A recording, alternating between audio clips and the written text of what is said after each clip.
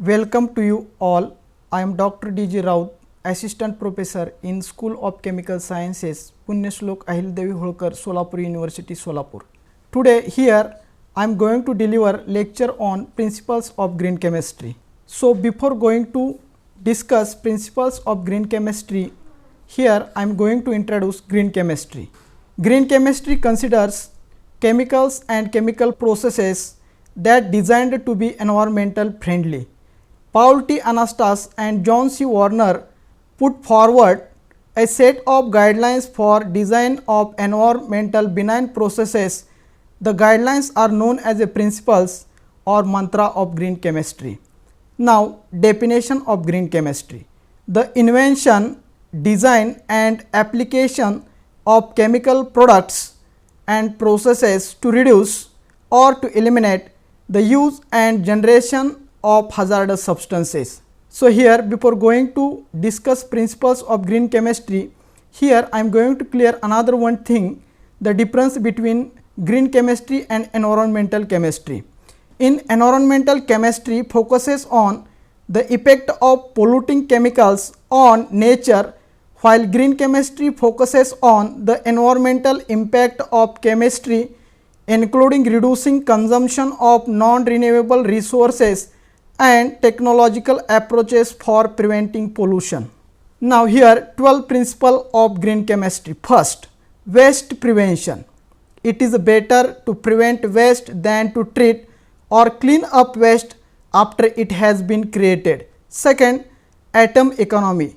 Synthetic methods should be designed to maximize the incorporation of all materials used in the processes into the final product. Based on the amount of incorporation of the reactants into products, the atom economy can be calculated by using the following formula. Atom economy is equal to formula weight of desired product divided by combined formula weight of starting material into 100. Third, less hazardous chemical synthesis or safer synthesis. Wherever practicable, synthetic method should be designed to use and generate substances that possess little or no toxicity to human health and environment. To safeguard the workers handling toxic chemicals, respirators, gloves and other appropriate protecting clothing are used. Fourth, designing safer chemicals or products. Chemical products should be designed to affect their desired function while minimizing their toxicity. It is envisaged to produce the chemical products, especially those being used in cosmetics, pharmaceuticals, etc., that will not any side effect on people using it and on the environment. Safer solvents and auxiliaries. The use of auxiliary substances, for example solvent, separation agent, etc., should be made unnecessary wherever possible and innocuous when used. It is advised to completely ignore the harmful solvents which are known for cause health hazard, are carcinogenic to human and animals and cause severe damage to environment. Use of green solvents like water, ethanol, etc. Sixth, design for energy efficiency.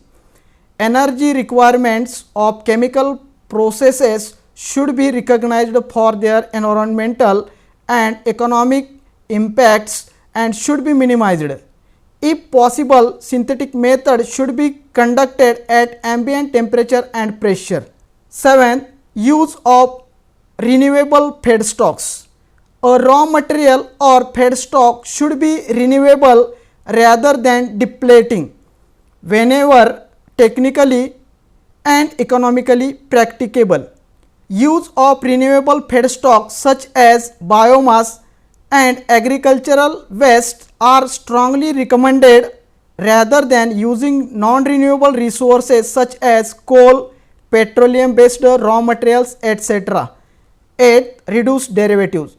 Unnecessary derivatization, use of blocking groups, protection, deprotection, temporary modification of physical and chemical processes should be minimized or avoided if possible, because Such a tapes require additional reagent and can generate waste. Ninth, catalysis. Catalytic reagents are superior to stoichiometric reagents. Catalytic reactions are known to occur at mild conditions and they are selective in nature. These result in consumption of less energy and obtaining high yield of product of high purity, unlike stoichiometric reactions which are energy intensive requiring excessive reagents. 10. Design for degradation. Chemical products should be designed so that at the end of their function they break down into innocuous degradation products and do not persist in the environment. This is especially applicable to the insecticides, pesticides and the polymers that mostly tend to persist in the environment. Most of the pesticides and insecticides have been found to cause bioaccumulation. 11. Real-time analysis for pollution prevention. Analytical methodologies need to be further developed to allow for real-time in-process monitoring and control prior to the formation of hazardous substances. Any unreacted remaining can be recycled in order to minimize the use of chemical reactants. 12. Inherently safer chemistry for accident prevention.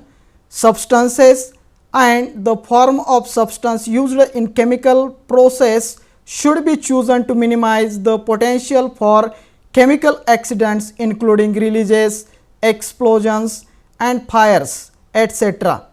The manufacturing plants and the industry should be well equipped with proper safety mechanism to combat any such untoward incident. Now, here I am going to explain some green and traditional pathway for synthesis of indigo. Indigo is a natural dye extracted from plants. It is used to color the fabric to deep blue. The classical method of preparation of indigo uses aniline and ethylene glycol as a starting material and involves NaOH, sodium amide and fusion of KOH and NaOH. This route has a low atom economy, thereby generating a lot of waste. Later in the 19th century, two important green routes, catalytic and enzymatic methods for indigo synthesis were established. Synthesis of adipic acid. The traditional method of synthesis of adipic acid is from cyclohexanol or cyclohexanone using concentrated nitric acid, which is a corrosive in nature, with copper and vanadium as a catalyst.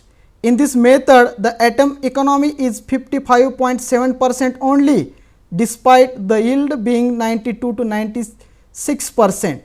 On the other hand, if adipic acid is synthesized from cyclohexene and hydrogen peroxide in presence of catalyst Na2WO4 twice H2O 1%, the yield is 90% with atom economy as high as 67%. Preparation of acetylene. Traditional method involves pyridine, dichloromethane and acetic anhydride, which are not eco-friendly. One molecule of acetic acid is formed as a byproduct, hence not atom economic. Green method avoids use of acetic anhydride, minimizes waste byproducts and avoids hazardous solvents. Thank you.